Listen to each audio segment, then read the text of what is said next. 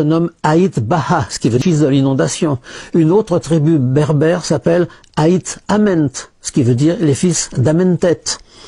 Les survivants arrivent dans la région du Touat. Les textes égyptiens l'appellent le Touat et de nos jours, elle s'appelle encore le Touat.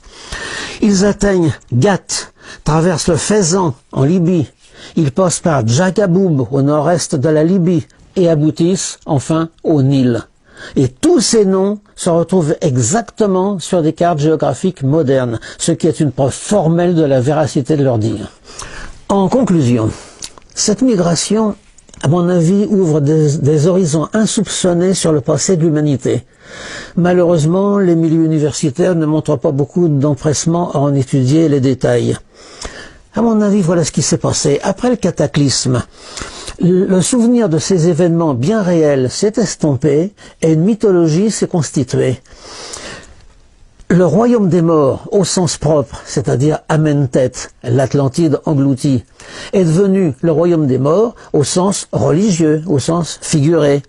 Il est frappant que dans la région égyptienne, le Touat était une sorte de purgatoire qu'il fallait traverser avant d'arriver au royaume des morts. Or, la migration des survivants a traversé le Touat, région du sud-est de l'Algérie, avant d'arriver jusqu'au Nil en Égypte. C'est de là que vient cette croyance que à la mort d'un homme, son âme devait refaire d'est en ouest le trajet que ses ancêtres les Atlantes avaient fait d'ouest en est. Et ce voyage se faisait sur la barque d'Isis.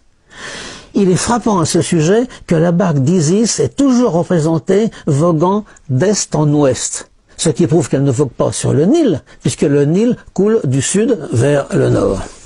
Si tout cela est vrai, eh bien il faut en conclure que la civilisation qui a influencé les autres civilisations, au moins de part et d'autre de l'Atlantique, c'est la civilisation des Atlantes, dont en fin de compte nous sommes les héritiers.